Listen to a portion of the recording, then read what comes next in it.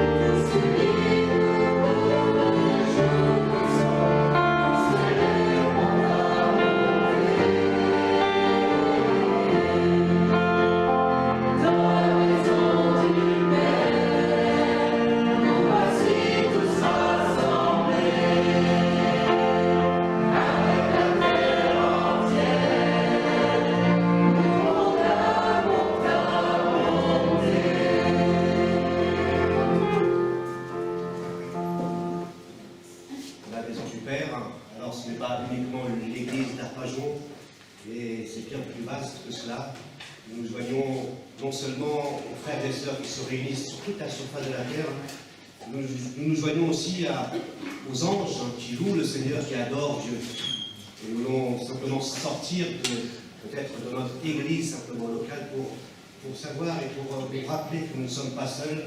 Aujourd'hui, il y a des prières, il y a des chants qui montent vers Dieu. De toutes parts, dans tous les continents, ça monte vers Dieu pour l'adorer et pour le louer. J'aimerais vous souhaiter la bienvenue ce matin.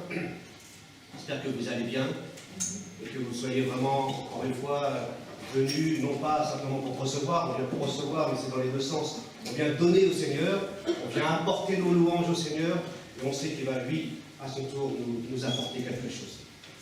Soyez les bienvenus, les anciens, les moins anciens. Peut-être y a-t-il des tout nouveaux parmi nous ce matin qui nous visitent. On a l'habitude de vous saluer, tout simplement. Vous nous dites d'où vous venez, votre prénom, et voilà, on peut simplement vous accueillir. Alors, je suis bienvenu ici. Voilà. Ouais. Je suis Eric, je suis étudiant à l'Institut Éric de Meudon. Et je suis de passage avec ici. Sois le bienvenu, Ludovic, sois béni aussi. D'autres personnes qui aimeraient se présenter, oui. Vous battez pas.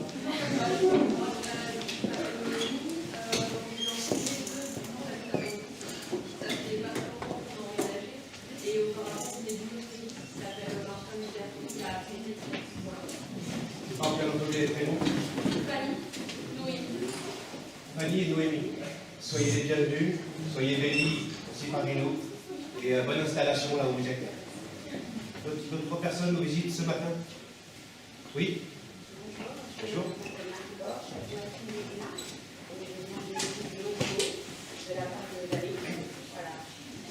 Voilà, bienvenue Marie-Laure, sois bénie aussi.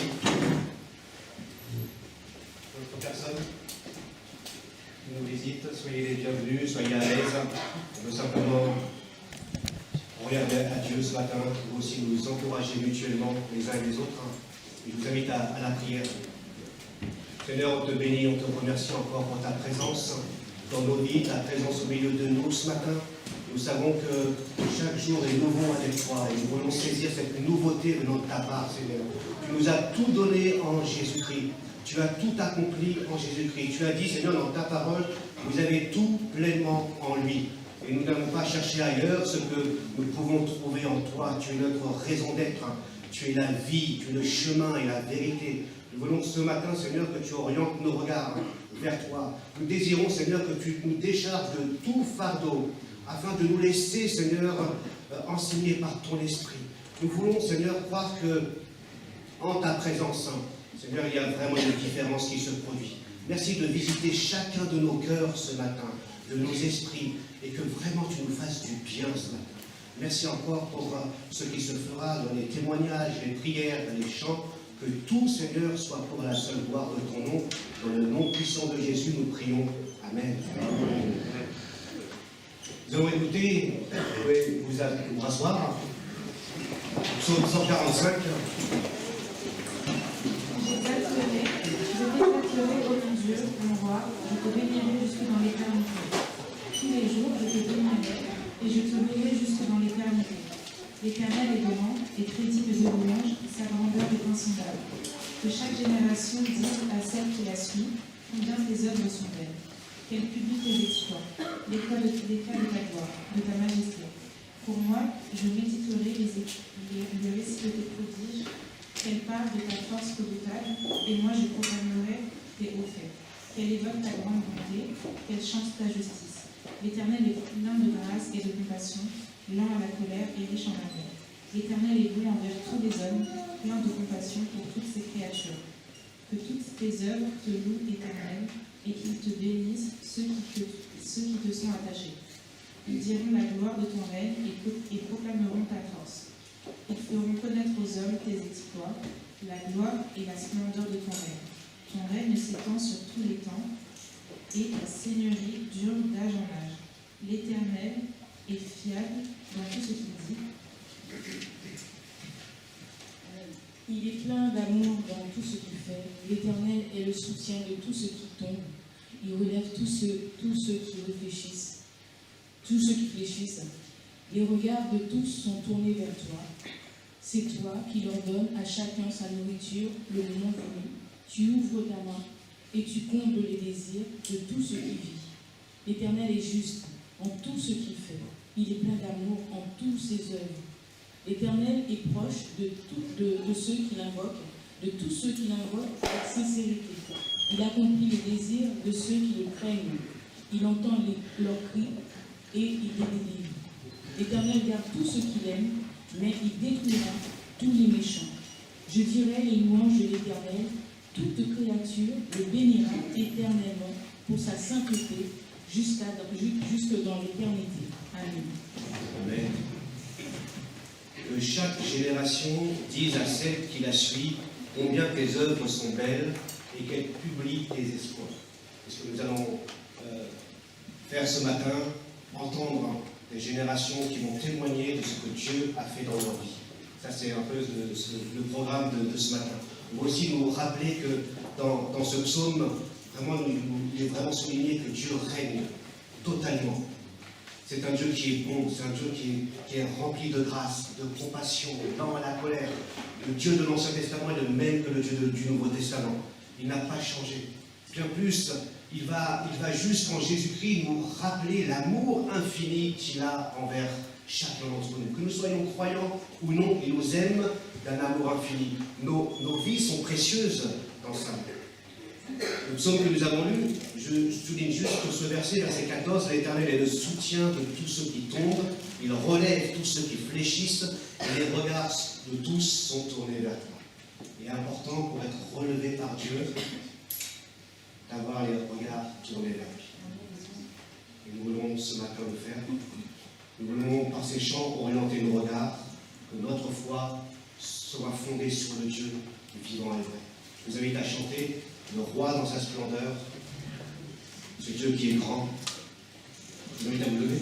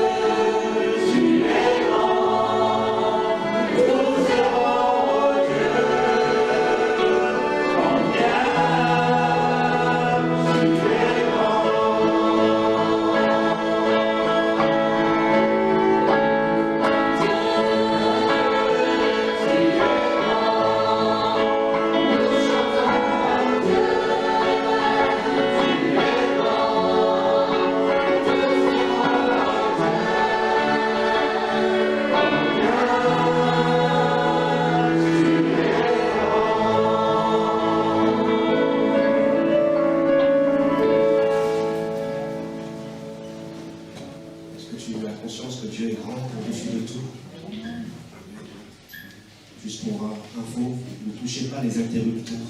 On n'est pas dans une discothèque. Donc voilà, il faut faire attention, parce que ça trouble un peu. On va juste se recentrer sur l'essentiel. Mais avant de chanter Jésus soit le centre, on a oublié de présenter, je crois, Laura la semaine dernière, pour le violoncelle. Hein, donc, une nouvelle parmi les musiciens. Donc, sois bénie, Laura, donc maintenant la pression est là. Voilà, on va chanter et on va réorienter nos regards encore vers le Seigneur. Jésus soit le centre.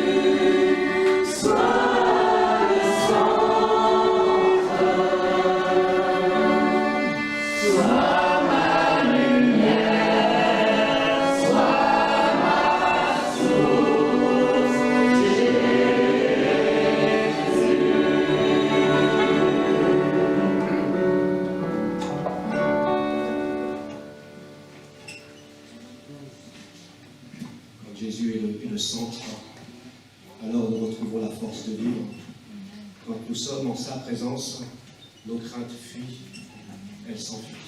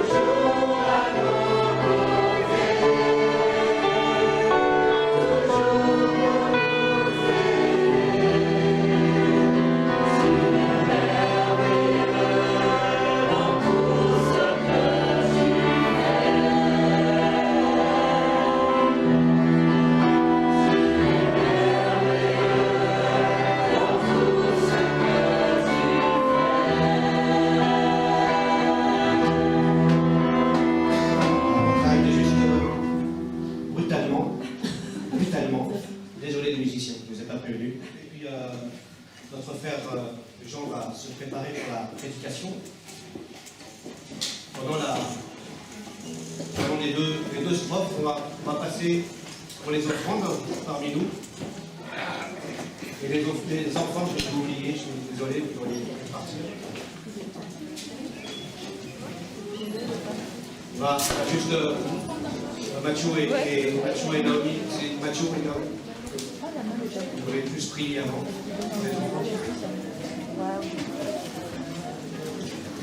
Merci Seigneur pour tout ce que tu fais cette semaine. Je te remercie pour ce matin. Permets à tout le monde de donner ce que peut pour la grandeur de ta maison. Amen.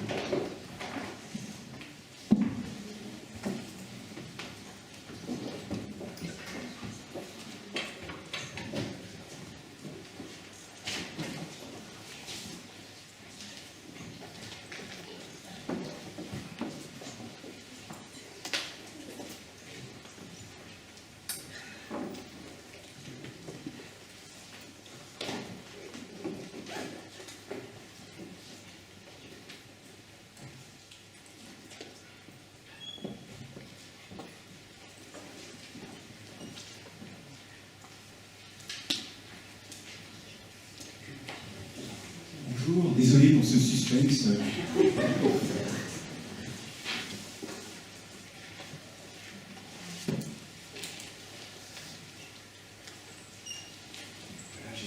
J'espère que vous allez bien, j'espère que vous m'entendez aussi. Surtout faites-moi signe si ma voix chavire, si vous ne m'entendez plus. Et pour l'heure, nous voulons à nouveau faire silence et prier, nous placer devant notre Seigneur. Oui Seigneur, nous voulons vraiment, c'est vrai, nous placer devant toi. Seigneur, merci pour ta présence au milieu de nous, Seigneur. Merci pour ta miséricorde, merci pour ta présence, merci parce que tu es là, tu es le chef de l'Église, Seigneur. Et ce matin, nous voulons fixer nos regards vers toi. Seigneur, nous voulons nous centrer sur toi, nous voulons que tu sois le centre, Seigneur, que tu sois au centre de nos pensées, que tu sois au centre de nos cœurs, que tu sois au centre de nos actions. Seigneur, alors que nous écoutons ta parole, ta sainte parole que tu nous as laissée, Seigneur. Vraiment, viens encore une fois, grâce à nous, illuminer les yeux de notre cœur. Et parle-nous, Seigneur, par ce faible instrument que je suis, Seigneur. Que dans ta grâce, tu puisses utiliser ta parole aussi, qui est vivante et efficace, ne pénétrant qu'aucune épée à double tranchant, atteignant jusqu'à la division des jointures et la division de l'âme et de l'esprit. Oh oui, Seigneur, parle-nous. Nous avons besoin de toi, nous avons besoin de t'entendre. Au nom de Jésus. Amen. Alors ce matin, nous poursuivons notre série entamée depuis deux dimanches par notre pasteur Jamel. Cette série sur l'Église. Et nous allons donc traiter ce passage d'Éphésiens 4, versets 1 à 10, qu'on pourrait à première vue qualifier maladroitement de mode de fonctionnement organisationnel de l'Église. Éphésiens 4, versets 1 à 10.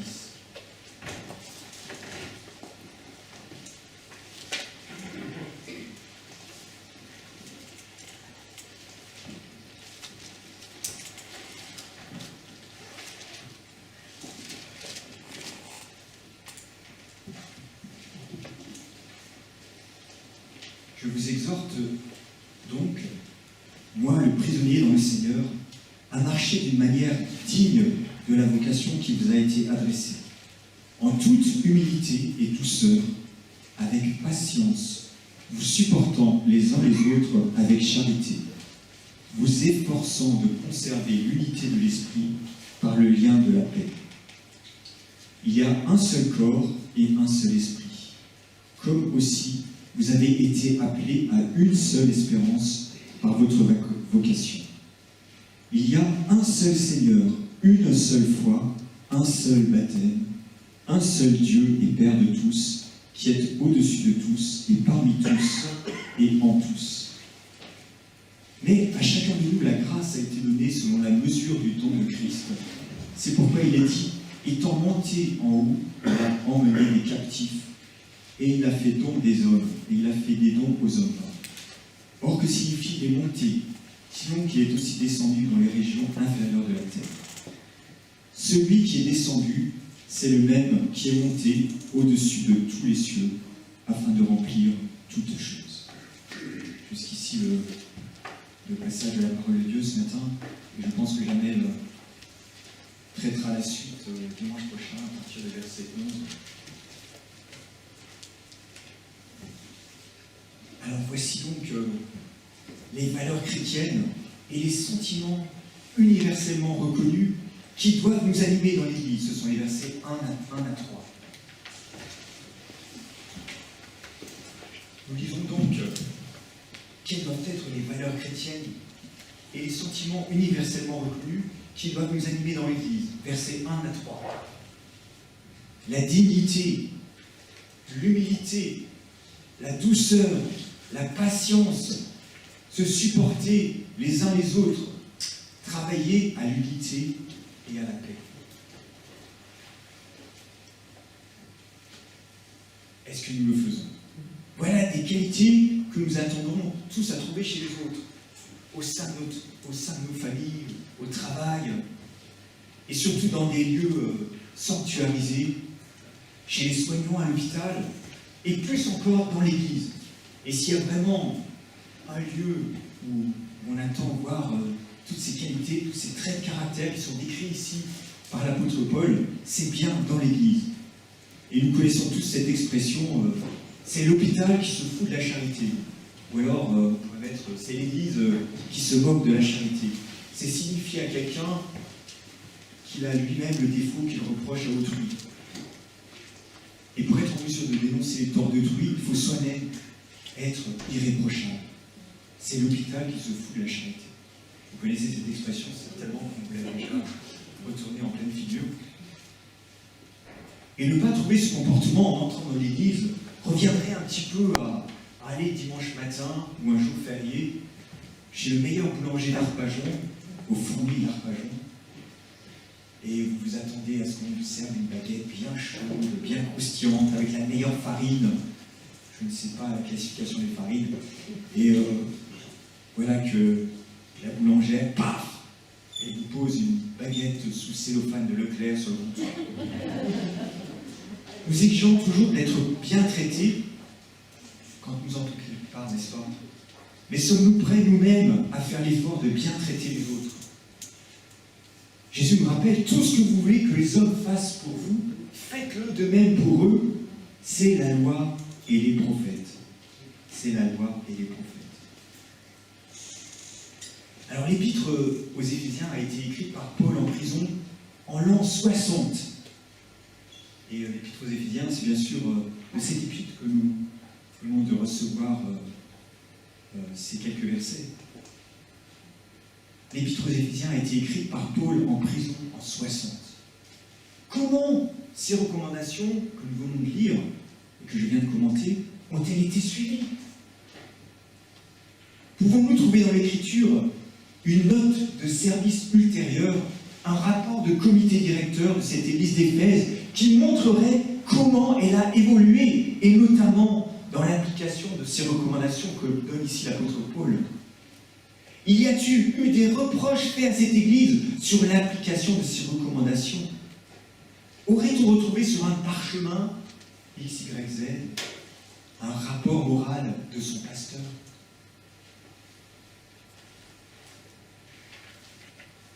Avait-elle suivi scrupuleusement les préceptes écrits ici par Paul? Et oui, on a, figurez-vous, retrouvé le rapport moral du pasteur, rapport moral donné à l'AGO de l'an 93, soit 33 ans plus tard. Oui, voici le compte-rendu. Voici ce compte-rendu. 33 ans après, c'est la date de rédaction estimée du livre de l'Apocalypse. Écrit au messager de l'église d'Éphèse, celui qui tient les 7 églises dans sa main droite et qui vit au milieu des 7 chandeliers d'or, parle ainsi. Je sais parfaitement tout ce que tu as fait. Je connais ta conduite et tes œuvres, tes travaux, ta peine et ton endurance. Je n'ignore ni tes fatigues ni ta patience dont tu fais preuve. Je sais aussi que tu ne peux souffrir les agissements des méchants. Tu as mis à l'épreuve ceux qui se prétendent apôtres sans l'être, et tu les as convaincus de mensonges. Tu as démasqué leur imposture. Tu as prouvé que tu savais supporter bien des souffrances et porter bien des fardeaux à cause de moi. Tu ne t'es ni découragé, ni lassé. Waouh! Quel compliment, n'est-ce pas? Quel compliment sur l'application de ces recommandations. Ici, ces compliments sont faits par le Seigneur lui-même, qui s'appelle le souverain berger des brebis, le souverain pasteur des brebis. Et c'est lui qui donne en quelque sorte le rapport moral de cette Église 33 ans plus tard, 33 ans après ces recommandations que Paul fait à l'Église d'Éphèse. L'Église des Éphésiens est félicitée pour sa conduite, ses œuvres, ses travaux, ses peines, son endurance, ses fatigues, sa patience, sa persévérance à rejeter les fausses doctrines. Excusez-moi pour les enseignants qui sont au milieu de nous ce matin. Excuse-moi, Laura. Mais tout cela ressemble à un bulletin de fin de trimestre. Ça me fait penser à ma première rentrée au collège. Ma première rentrée au collège, où je passais du doux cocon familial à l'univers aseptisé des bâtiments administratifs, parfumé d'un nettoyant aseptisant tellement agressif que j'avais l'impression qu'il allait me dissoudre sur place. Je ne sais pas si vous avez déjà vécu cela. Moi, c'est l'impression que m'a fait la première fois que je suis allé dans un collège. Ça sentait tellement un nettoyant aseptisant que j'avais l'impression que j'allais me dissoudre sur place. La persévérance tient une part très importante dans notre vie chrétienne. Et cette lettre aux 7 églises, au début de l'Apocalypse, dont est tiré ce passage, ne fait que souligner cette vérité. 7 fois, il est rappelé dans cette lettre aux 7 églises, à celui qui vaincra. Mais ici, les Éphésiens avaient tellement tout bien appliqué qu'ils avaient aseptisé l'Église de son essence même, de sa vie même. Elle ressemblait à ces bâtiments administratifs froids où tout est propre et bien rangé, où les toilettes elles-mêmes ne peuvent plus être fréquentées car inondées de formol et d'eau de javel. Ici, le Seigneur dit lui-même, je connais ta conduite, tes œuvres, tes travaux, ta peine et ton endurance. Je n'ignore ni tes fatigues, ni ta patience dont tu fais preuve. J'ai cependant un glaive contre toi. Tu as abandonné ton premier amour. Tu ne m'aimes plus comme au début. Votre amour des uns pour les autres s'est relâché. Oui, l'Église peut être aseptisée. Aseptisée comme ce numéro que peut-être seuls ceux qui font partie du comité directeur connaissent. Numéro 035 84. C'est le numéro de notre association sous lequel elle est inscrite au journal officiel du 24 mars 1984 à la préfecture de Palaiseau. L'Église peut être aseptisée et perdre son moteur principal. Voilà pourquoi le Nouveau Testament regorge de recommandations comme celle-ci. N'éteignez pas l'esprit et aimez-vous ardemment les uns les autres.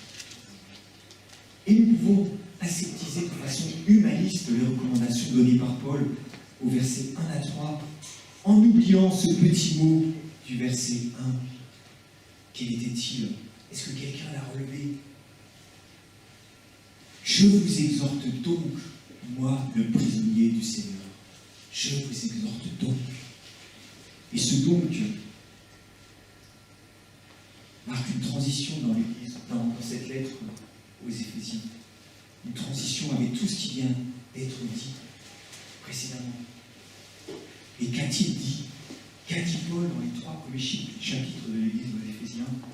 Il a dit Ktapsmisé. Non, je ne parle pas en langue, mais il a dit ça. Il a dit ça.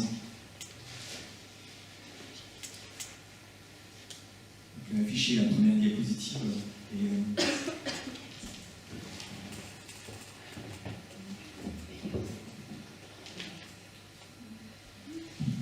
sais pas si on peut remonter un peu le texte. Je sais pas.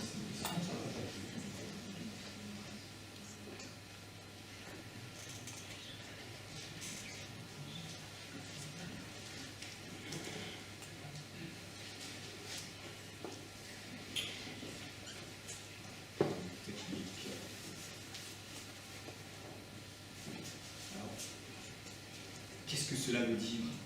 Qu'est-ce que cela veut dire? Ce mot qui est certainement un mot céleste, une langue céleste, eh bien ça se réfère à tout ce que Paul a dit précédemment.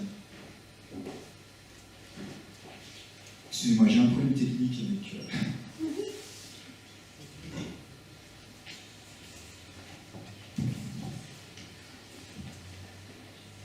Le donc, c'est donc ce mot-là.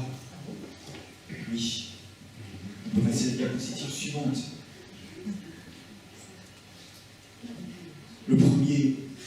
La première lettre, c'est combler des bénédictions de l'Esprit. C'est Éphésiens 1, verset 3. Le deuxième c'est choisi avant la fondation du monde. La parole de Dieu nous rappelle que nous avons été choisis avant la fondation du monde. Le mot A, le premier A, c'est prédestiné dans son amour à être ses enfants. Le deuxième A, adorateur du seul vrai Dieu. Adorateur du seul vrai Dieu. Vous savez, dans le monde, il y a beaucoup d'idoles, beaucoup d'adorateurs de faux dieux. Mais nous sommes les adorateurs du seul vrai Dieu que personne ne peut nous ôter. Éphésiens 1, verset 6. Le dé. Nous sommes délivrés. C'est par ce Fils et au moyen de son sang que nous avons été libérés de tout ce qui nous tenait en esclavage. Ensuite, le P. Il faut descendre encore. Pardonner, le pardon des péchés selon les richesses de sa gloire. Ensuite, la lettre suivante, toujours dans les 3 premiers chapitres de la lettre aux Éphésiens, connaissance, sagesse et intelligence nous sont donnés avec abondance. Le M, marqué de son sceau. Nous avons été marqués du sceau de l'Esprit. Et dans l'Antiquité, le sceau servait à marquer la propriété de son propriétaire sur un objet. Et par le Saint-Esprit, nous avons été marqués du sceau de Dieu. Nous lui appartenons. Et nul ne peut nous ravir de sa main. Le I, illuminer, Paul priait pour que Dieu illumine les yeux de notre cœur, pour que nous connaissions la hauteur, la largeur, la profondeur, la hauteur de l'amour de Christ qui surpasse tout ce qu'on peut en connaître. Ensuite, le S, sauvé par grâce. C'est par la grâce que vous êtes sauvés, par le moyen de la foi. Et cela ne vient pas de vous, c'est le don de Dieu. Le A, amour du Christ qui surpasse toute connaissance. Éphésiens 3, verset 19. Et enfin, et c'est de cela que nous avons surtout traité, intégrés au corps de Christ. Nous sommes membres de la famille de Dieu. Éphésiens 2, versets 1 à 22. Oui, ce que nous voulons dire, c'est que nous aimons Dieu parce qu'il nous a aimés le premier. Nous l'aimons et nous le servons car il nous a aimés le premier. Et à cause de tout cela, eh bien, nous devons mettre en pratique toutes ces recommandations que Paul nous a données dans ce verset que nous avons commenté tout à l'heure. Tous ces versets que nous venons de survoler retracent notre histoire personnelle, qui est surnaturelle. Nous avons chacun une histoire personnelle surnaturelle. Nous étions sans espérance et sans Dieu dans ce monde aseptisé, mais Matbizei, c'est ce que nous avons commenté.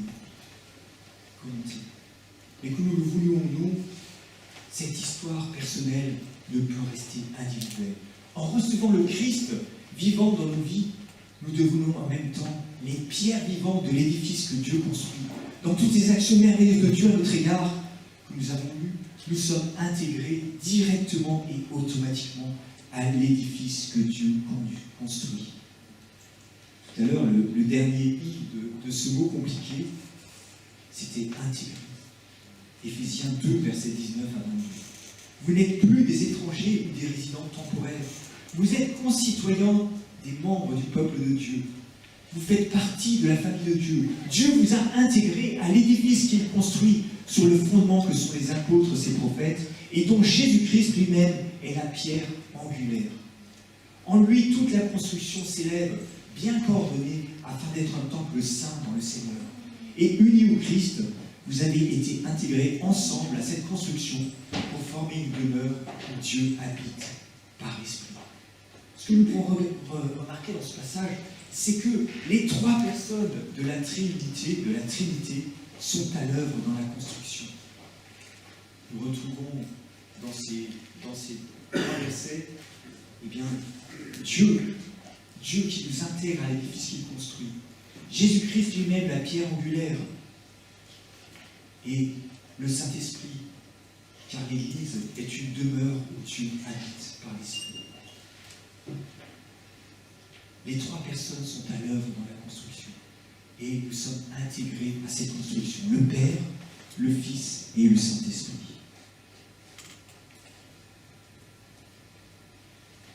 Dans le corps humain, il y a 2 endroits vitaux, la tête et le cœur. Et ce sont des cibles de choix pour les tireurs d'élite. Christ est décrit en 1 Corinthiens 12 comme la tête du corps qui est l'Église. Donc considérer l'Église sans cette vérité revient à comparer l'Église à un corps mort, c'est-à-dire décapité. C'est pour cela, peut-être ça vous fait souvent sursauter quand on parle de l'Église d'un tel, l'Église du pasteur un tel, l'Église du pasteur un tel. Eh bien non, l'Église, la tête du corps de l'Église, c'est le Christ. Est-ce qu'on peut vous monter un peu le volume du micro, s'il vous plaît?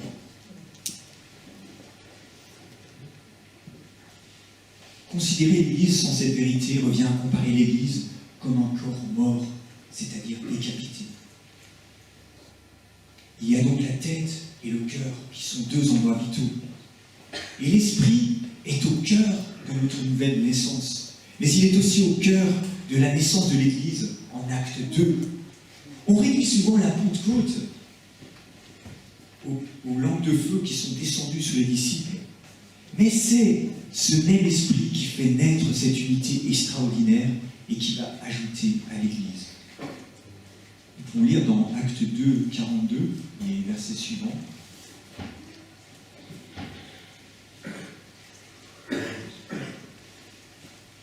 Dès lors, ils s'attachaient à écouter assidûment l'enseignement des apôtres, à vivre en communion les uns avec les autres, à rompre le pain et à prier. Tout ça, ça s'est passé le jour de la Pentecôte. Ça a commencé par le Saint-Esprit. Tout le monde était très impressionné.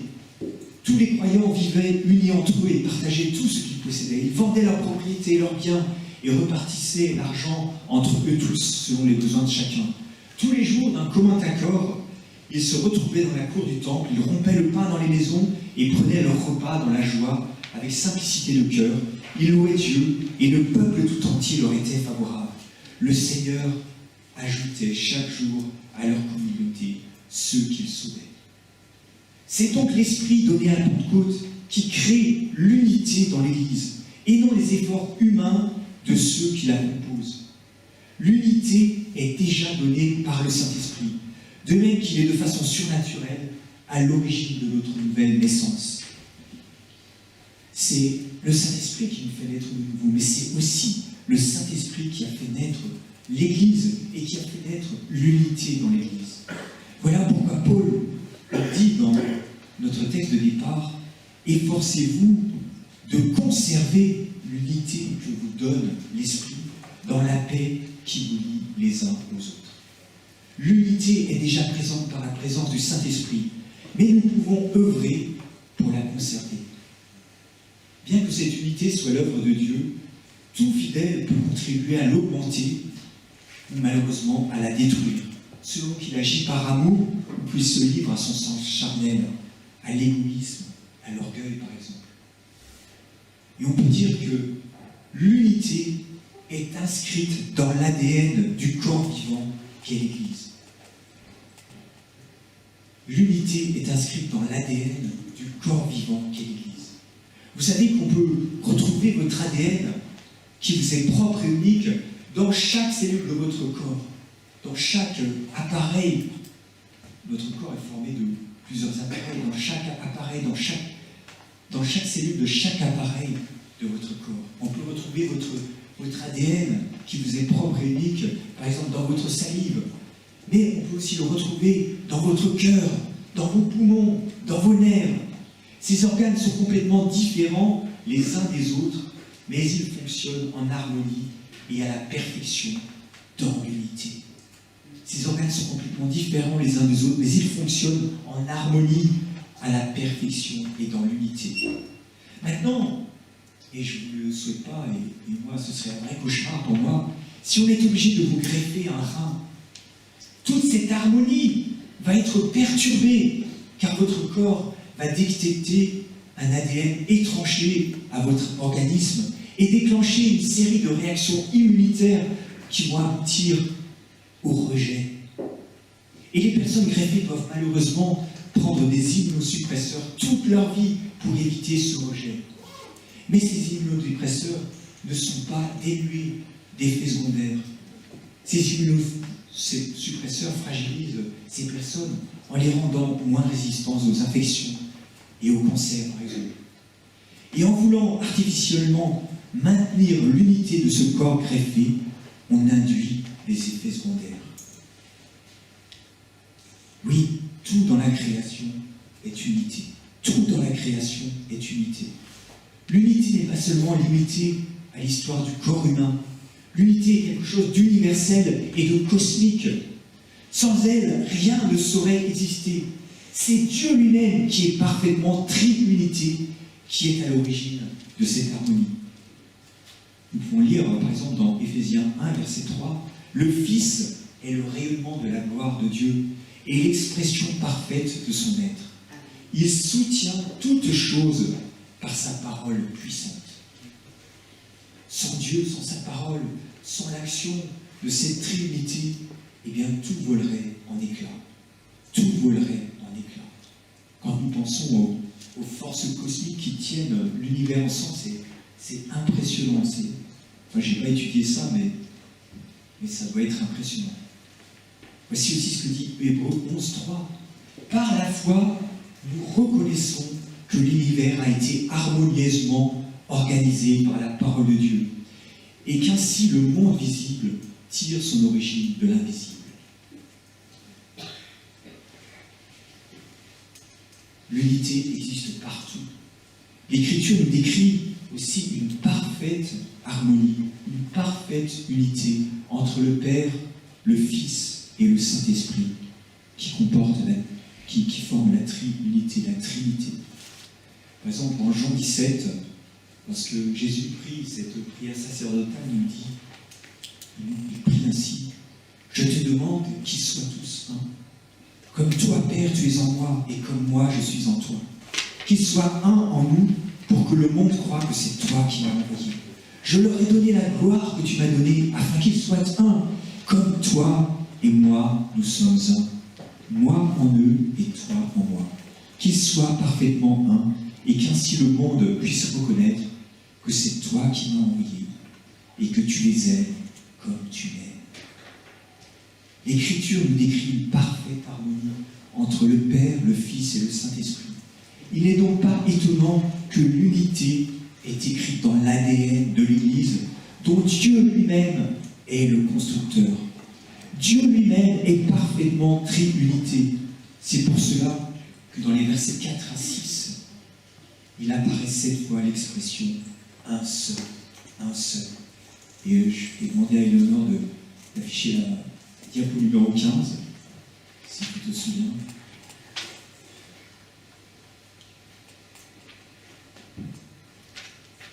Dans les versets 4 à 6 de notre texte de mémoire, Éphésiens 4, il apparaît 7 fois l'expression « un seul ». Nous pouvons lire: il y a un seul corps et un seul esprit. De même, Dieu vous a appelé à une seule espérance lorsqu'il vous a fait venir à lui. Il y a un seul Seigneur, une seule foi, un seul baptême. Un seul Dieu et Père de tous, qui règne sur tous, qui agit par tous et qui est en tous.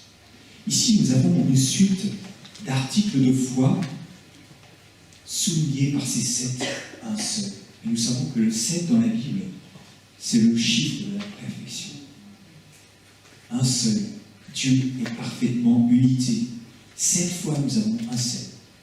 Les 3 affirmations du verset 4 sont parallèles aux 3 affirmations du verset suivant. Alors, je ne sais pas si vous voyez les couleurs, ou je ne sais pas si on peut éteindre peut-être cette rougeole. Je ne pense pas que derrière on voit. Donc on me fait signe que oui. Donc ici, nous avons une suite d'articles de foi soulignés par ces 7, un seul. Un seul corps se rapporte à un seul Seigneur, du verset 5. C'est ce que nous voyons en rouge là sur la diapo.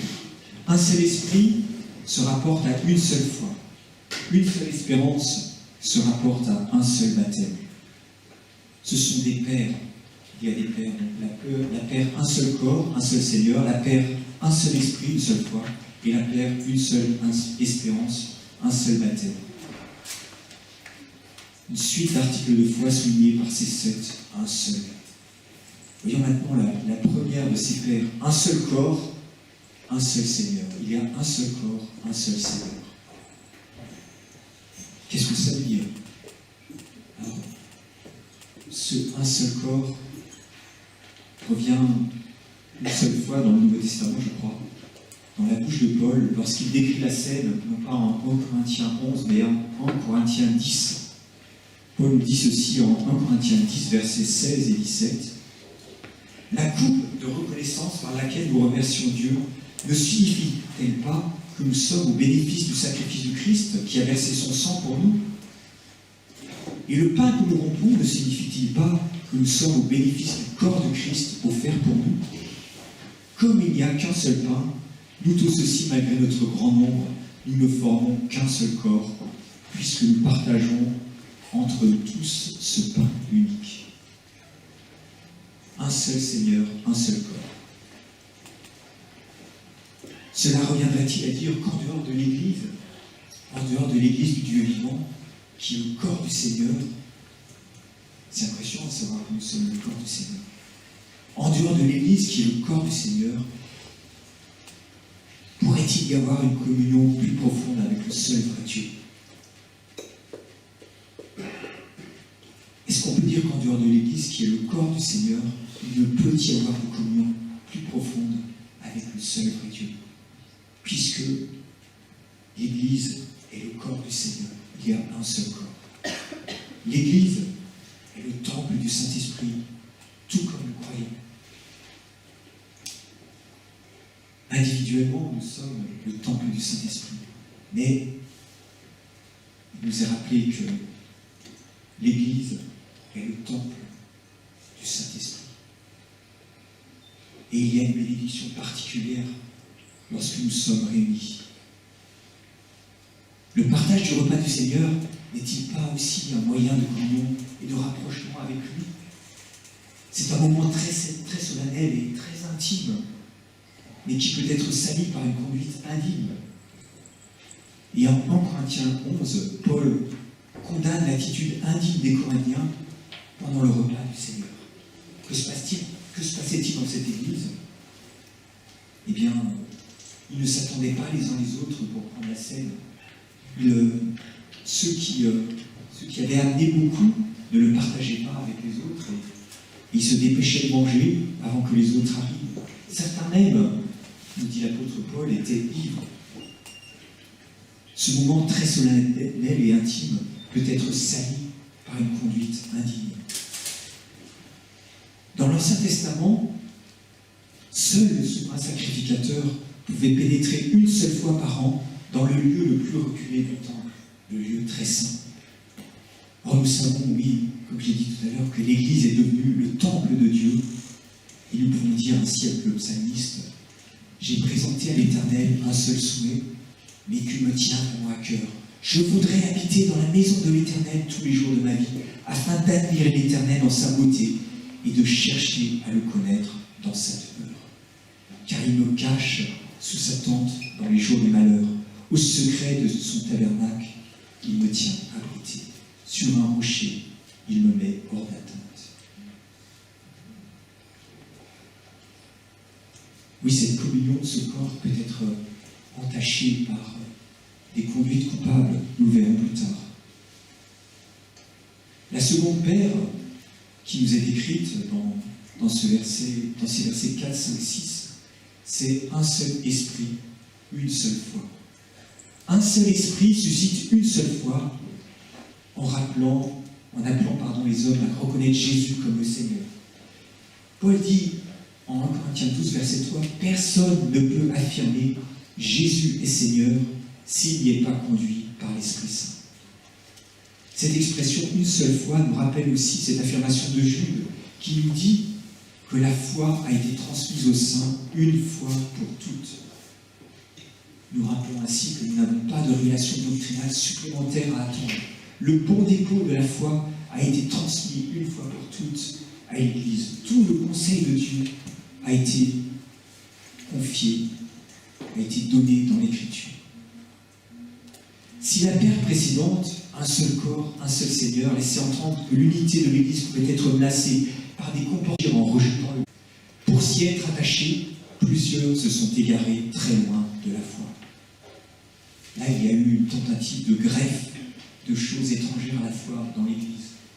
Hébreux 13:9 fait cette recommandation. Ne vous laissez pas entraîner par toutes sortes de doctrines qui sont étrangères à notre foi.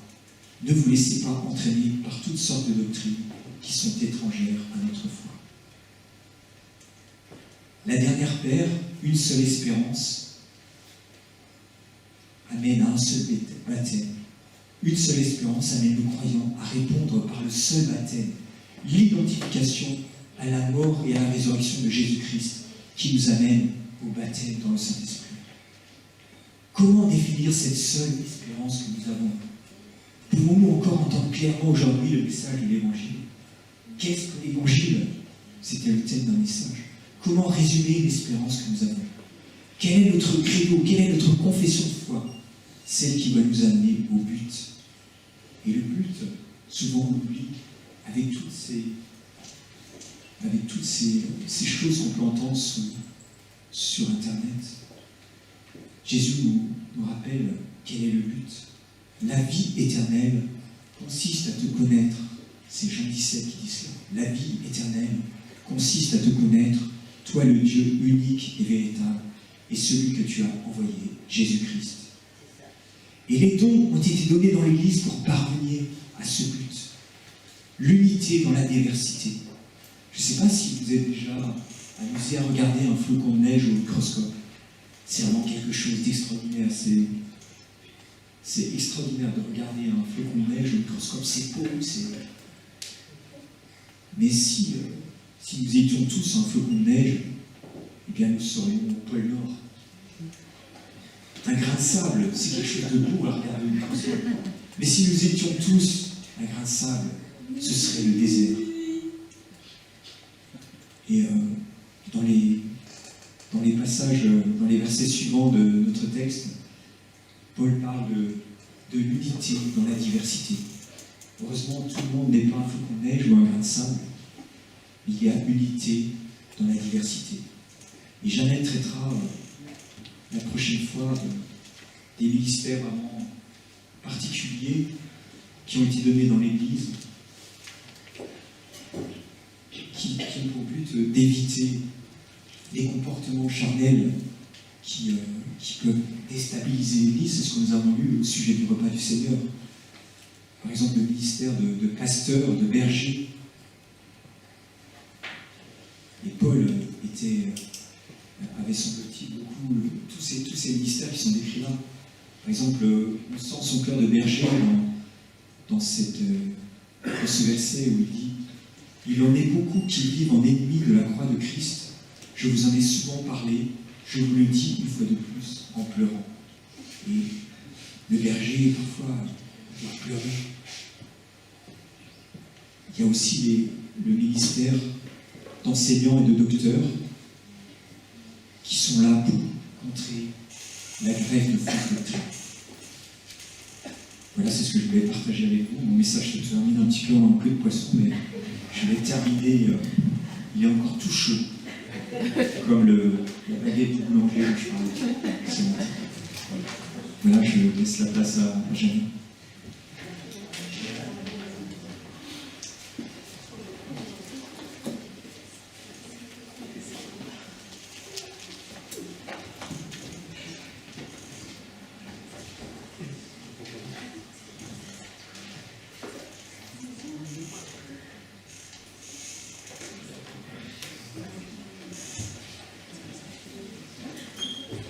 Je vais inviter les musiciens.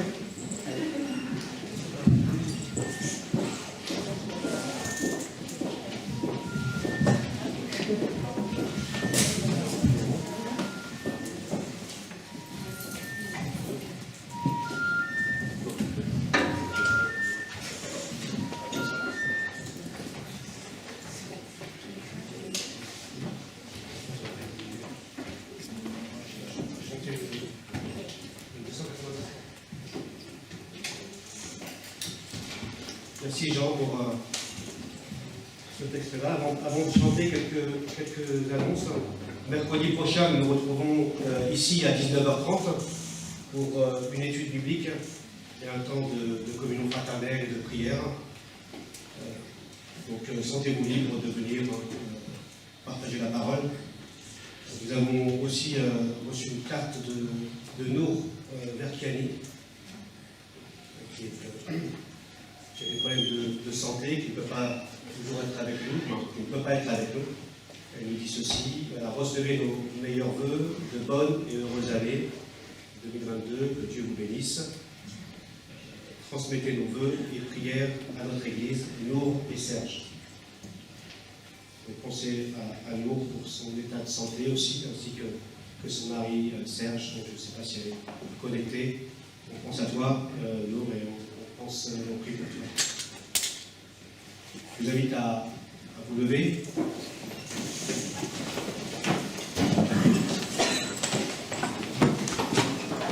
Le psaume 133, que vous connaissez, un psaume qui nous rappelle ce que Jean nous a dit aussi. Il nous dit ceci: qu'il est bon et qu'il est agréable pour des frères de se trouver ensemble. C'est comme l'huile parfumée répandue sur la tête qui descend sur la barbe d'Aaron et coule jusqu'au bord de ses habits. C'est comme la rosée qui descend de l'Hermon sur le mont de Sion. C'est là que l'Éternel accorde sa bénédiction et la vie pour toujours. Deux images qui parlent du vêtement d'Aaron. C'était un prêtre qui était là pour être l'intermédiaire avec le peuple. Et l'image de la rosée, c'est l'image d'être rafraîchi, restauré, renouvelé. C'est là, nous dit le psaume 133, que l'Éternel accorde sa bénédiction quand nous sommes aussi ensemble. Je vous invite à chanter ce petit chant. Père, unis-nous tous. On ira ensemble après nous. On ne peut pas se tenir la main, d'accord? On est peu d'accord. Vous êtes avec vos époux et vos épouses. Allez, à l'arrière.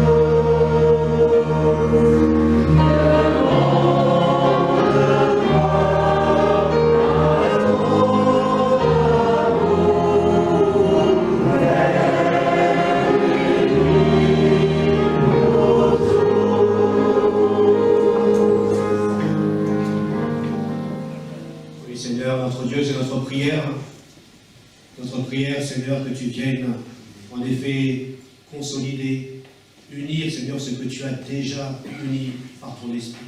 Merci pour ta parole qui a été annoncée, qui nous a été rappelée encore cela. Merci, Seigneur, pour ton serviteur qui l'a apporté. Nous voulons, Seigneur, et nous l'avons fait, nous voulons écouter ta parole, mais aussi la vivre jour après jour. Seigneur, comme toi, tu es un avec ton Père. Eh bien, nous prions que nous soyons un aussi. Nous ne parlons pas uniquement d'unité, nous voulons vivre notre soutien les uns à l'égard des autres. Seigneur, donne-nous vraiment de vivre cela par ton esprit. Donne-nous de nous soutenir. Donne-nous, Seigneur, de marcher dans l'humilité comme toi tu as marché dans l'humilité, dans l'amour et dans la douceur, afin, Seigneur, de maintenir cette unité. Afin, Seigneur, que le monde voit que tu es à l'œuvre, que tu fais la différence dans notre vie. Afin que l'Église voit qu'en effet, Seigneur, tu es présent au travers des frères et des sœurs. Merci, Seigneur, pour ta présence dans les vies. Merci de ton esprit. Merci pour ta fidélité et ta patience à notre égard. Parce que nous ne sommes pas toujours capables. Nous sommes parfois indifférents. Mais toi, Seigneur, tu veux nous rendre capables. Tu veux, Seigneur, nous rendre sensibles. Tu veux nous donner cette compassion qui nous vient de toi, afin de maintenir cette unité les uns avec les autres. C'est ce que nous voulons, Seigneur. Nous l'avons chanté, nous prions, Seigneur. Nous voulons maintenir et vivre cette unité. Alors, étends ta main bienveillante sur chacun d'entre nous, Seigneur, et que tu puisses nous utiliser comme des moyens, Seigneur, de consolidation, d'encouragement, de bénédiction dans ton assemblée. Nous prions ensemble dans le nom précieux de Jésus. Amen. Faites un bon dimanche. Soyez bénis.